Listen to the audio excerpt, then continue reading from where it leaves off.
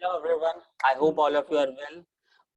So in this video we will discuss कि आगे के बारे में कि आगे चल के क्या हुआ, कैसे इजराइल और पैलेस्टाइन की और बिगड़ती गई। इसके लिए बहुत जरूरी है कि आप पहले पहला वाला वीडियो देख लें, जिसका लिंक आपको डिस्क्रिप्शन में मिल जाएगा। Also, I request कि please subscribe to the channel so that you never miss any updates that we put on the channels and any other important information. तो अब आगे चलते हैं, कैसे आगे क्या क्या हुआ after the formation of Israel, कैसे सिचुएशन और बिगड़ते गई। So basically in the last video we saw कि कैसे at the start this is how Palestine looked like, but Israel was formed. इस तरीके से यूनाइटेड नेशन सिक्योरिटी काउंसिल ने इजराइल और पैलेस्टाइन का बंटवारा कर दिया, बट स्टिल द जेरूसलम का जो एरिया था उसको यूएन के अंदर में रखा गया। But then there had been number of conflicts between 1949 to 1967. There had been a number of conflicts, and इसमें एक जो सबसे फेमस है उसको कहते हैं द जून वॉर और द 6 डे वॉर। इसमें ये हुआ बेसिकली कि 6 अरब कंट्रीज, और as it is called Arab countries, but we cannot say that because there were also 2 African countries who were part of that war. So there were a total of 6 countries that fought against Israel, but Israel defeated all of them together in just a matter of 6 days.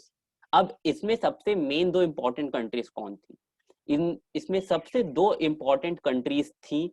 सबसे पहली important country थी Egypt, और दूसरी सबसे important country थी आपकी Jordan दूसरी सबसे इंपॉर्टेंट कंट्री थी। तो अब इजराइल ने इस वॉर में जीतने के लिए क्या किया कि before they could have attacked, उन्होंने एयर स्ट्राइक्स कर दिए इन इजिप्ट, और इजिप्ट की जो एयर बेसेस थी उनके सारे फाइटर प्लेन्स को डिस्ट्रॉय कर दिया। और जॉर्डन वो इलाका था जहां पे इन सारी कंट्रीज ने मिल करके अपना कॉमन बेस बनाया था। इजराइल ने सबसे पहले अटैक करते हुए उन जगहों को भी बर्बाद कर दिया। अब इसकी वजह से the Arab countries almost lost the war and they were forced कि वो वॉर को खत्म करें। बट जब तक वॉर खत्म हुआ, इजराइल मेड श्योर कि they capture a lot of area and slowly they kept on capturing everything. अब एक और चीज ये ध्यान देने वाली है कि till even after formation of Israel, till 1947, even after the partition, the area, the map, the administration of the mosque was under the control of the Waqf board. ये जो मॉस्क हम देख रहे हैं इसका एडमिनिस्ट्रेशन पूरी तरह से वक्फ बोर्ड के पास था। जॉर्डन इसका देखरेख करता था। बट अब आगे चल के ये हुआ, बट उसमें एक बहुत इंपॉर्टेंट चीज थी कि नॉन मुस्लिम्स को अलाउड नहीं था उस मॉस्क के अंदर एंटर करना। कोई भी नॉन मुस्लिम उस मॉस्क के अंदर एंटर नहीं कर सकता था।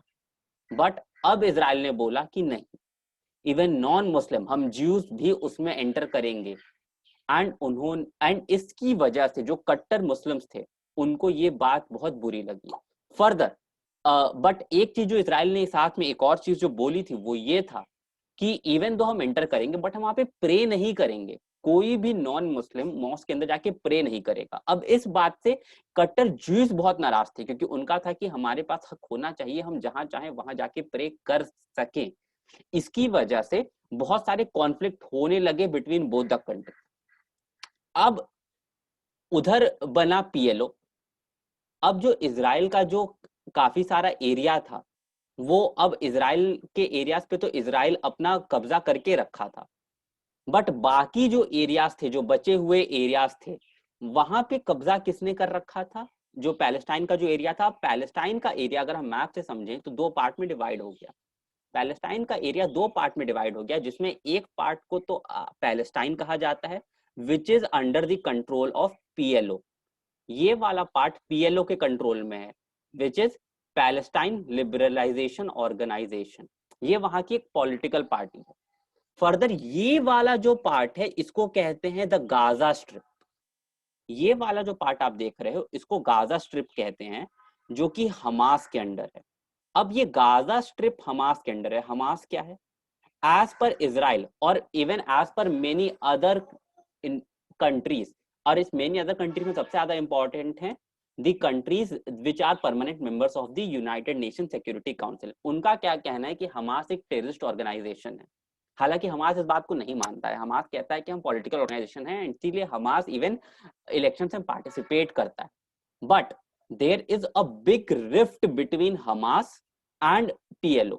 हमास और PLO आपस में अच्छे टर्म्स में नहीं है, एंड इस पूरे के पूरे एरिया में यहाँ पे PLO का बहुत दबदबा है, इसीलिए हमास के लिए कभी पॉसिबल नहीं हो पाया है कि हमास इन जगहों पे इलेक्शन जीत करके या फिर किसी और तरीके से यहाँ पे पावर में आ सके।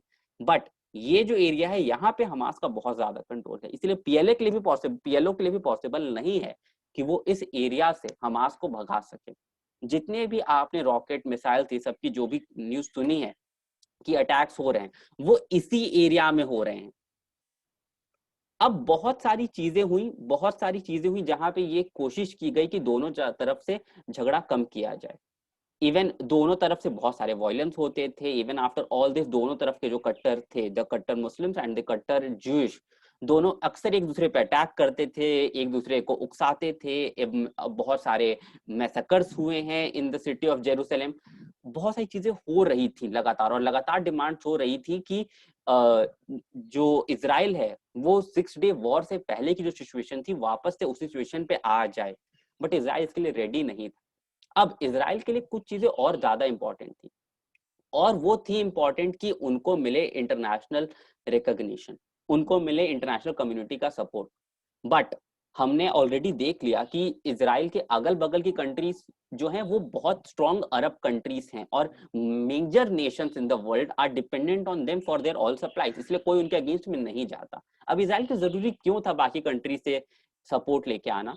वो जरूरी इसलिए था क्योंकि अगर हम मॉन्टेविडियो कन्वेंशन, जो कि बताता है हमें कि स्टेट की रिक्वायरमेंट क्या होती हैं, अगर हम मॉन्टेविडियो कन्वेंशन देखें तो मॉन्टेविडियो कन्वेंशन के में आर्टिकल 1 में 4 रिक्वायरमेंट दी गई हैं फॉर अ स्टेट।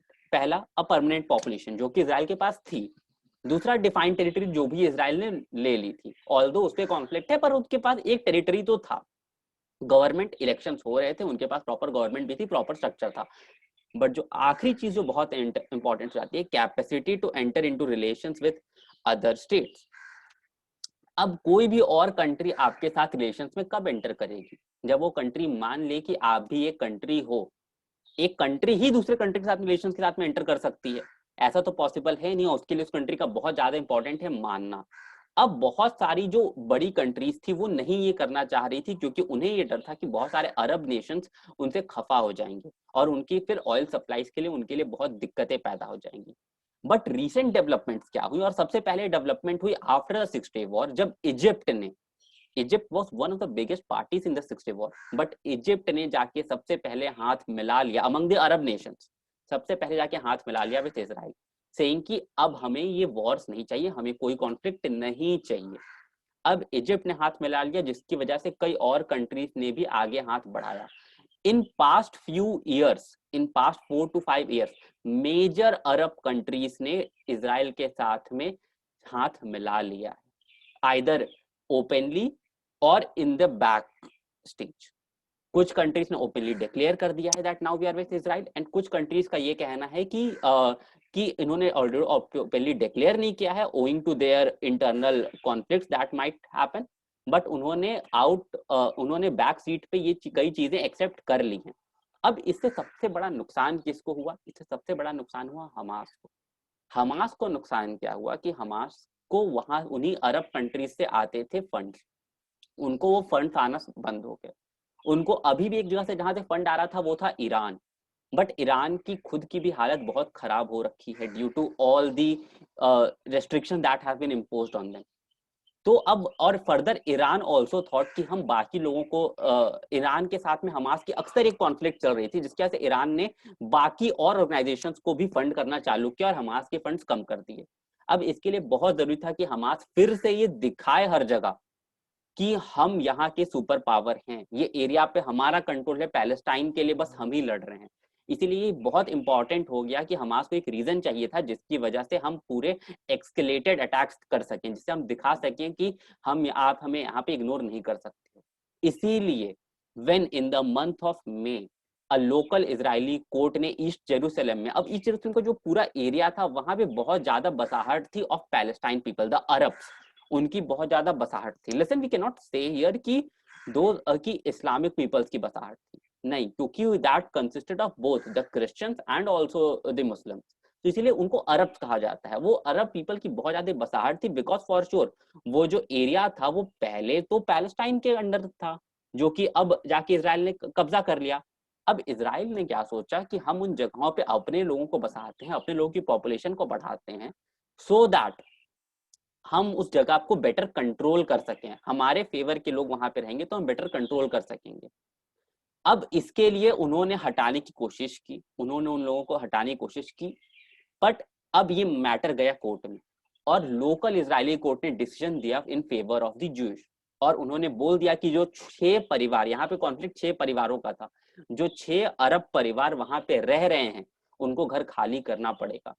और इसके अगेंस्ट में अपील गई in the supreme court, but supreme court ने due to all the violence that were going on, supreme court ने मैटर को रोक दिया। सुप्रीम कोर्ट ने बोला कि जब तक आप वायलेंस नहीं रुकनेगी तब तक हम मैटर की सुनवाई नहीं करेंगे। इसी वजह से सारा कॉन्फ्लिक्ट अराइज हुआ। अब इसकी वजह से हमास को एक रीजन मिल गया to again showcase the world की we are the one who is fighting for the Palestine, और हमास ने रॉकेट लॉन्च कर दिए। अब हमास का यहाँ पे क्या था कि हम रॉकेट लॉन्च करेंगे, हम यहाँ पे अगेन ऐसा पावर एमर्ज होंगे, एंड इससे थ्रू हम जो बाकी जो अरब कंट्रीज हैं उन पे प्रेशर जाएगा ऑफ देयर सिटीजन्स कि आप इनको फंड्स दीजिए। फर्दर इजराइल ने इतनी लार्ज स्केल में क्यों उनके वापस में जा करके उनको रिटेलिएट किया? अब इजराइल ने इतने लार्ज स्केल में रिटेलिएट इसलिए किया क्योंकि इजराइल में भी अगर आप प्रेजेंट डे सिचुएशन देखें, पॉलिटिकल सिचुएशन देखें, तो इजराइल में पैलेस्टाइन का issue is a very big issue, और वहां पे कट्टर ज्यूज की भी पॉपुलेशन बहुत ज्यादा है, एंड वो डिटरमाइनिंग फैक्टर होता है कि कौन पावर में आएगा।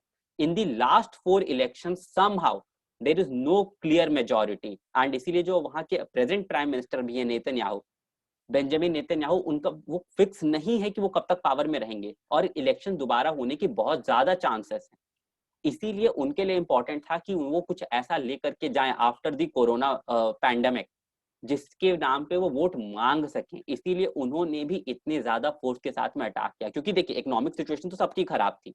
इकोनॉमिक सिचुएशन खराब होने के बाद भी इतना पैसा लगाना in war when you know कि वॉर हार्डली चलने वाला है कुछ दिनों तक, इसका कोई रिजल्ट नहीं निकलने वाला है, कुछ भी नहीं होने वाला है, सबको पता था, बट उन्होंने फिर भी अटैक्स किए सो दैट वो लोगों के सामने जा सके और इस नाम पे वोट मांगे जा सके।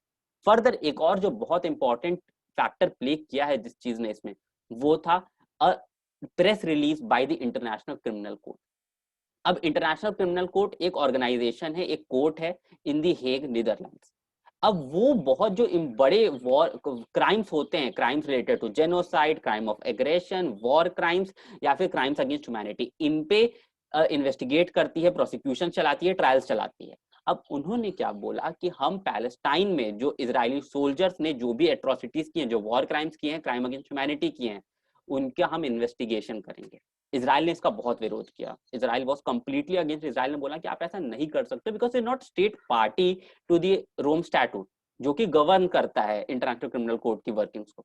बट इंटरनेशनल क्रिमिनल कोर्ट ने क्या कहा कि although those people are your citizens, वो लोग आपके सिटीजन्स हैं, but still we have complete power to investigate into this matter, क्योंकि उन्होंने वो क्राइम्स पैलेस्टाइन में किए हैं। और अब इस वजह से भी इजराइल के लिए बहुत इंपॉर्टेंट था कि वो स्ट्रॉन्ग मैसेज सामने दें, वो दिखाएं दुनिया को कि यार हम बहुत पावरफुल हैं, ताकि दुनिया में और लोग आए उनके सपोर्ट में। इजराइल ने यही सेम चीज पहले भी की थी, जब उन्हें ये चीज चाहिए थी कि मोर एंड मोर कंट्रीज उनको रिकॉग्नाइज करें, उसके लिए उन्हें ज्यादा से ज्यादा कंट्रीज में सपोर्ट देना चालू किया, ताकि बाकी कंट्रीज के अंदर ये जाए कि ऑल्दो हमारे लिए ऑयल सप्लाईज बहुत जरूरी है, पर इजराइल भी हमारे बहुत बड़ी हेल्प कर सकता है in other things, like majorly in weapons, in defence. तो इजराइल यहाँ पे, इजराइल के रीजंस ये रहे हैं to go into the war. When it comes to Hamas, Hamas के रीजन सिंपल से रहे हैं कि हमास को ये चाहिए कि वापस से उनके फंड्स चालू हो जाएं, वापस से अरब नेशन जो कि काफी कुछ इजराइल की तरफ जाने लगे हैं इन पास्ट फ्यू ईयर्स, वो वापस से उसकी तरफ आ जाएं। So that's it. That I hope you liked the video. I hope I was able to teach you something extra. अगर आपको वीडियो पसंद आया then please like it, please share with your friends, please subscribe to the channel, and we will be soon coming out with our contract series. So please click the bell icon so that आपको तुरंत notification मिल जाए. Thank you so much.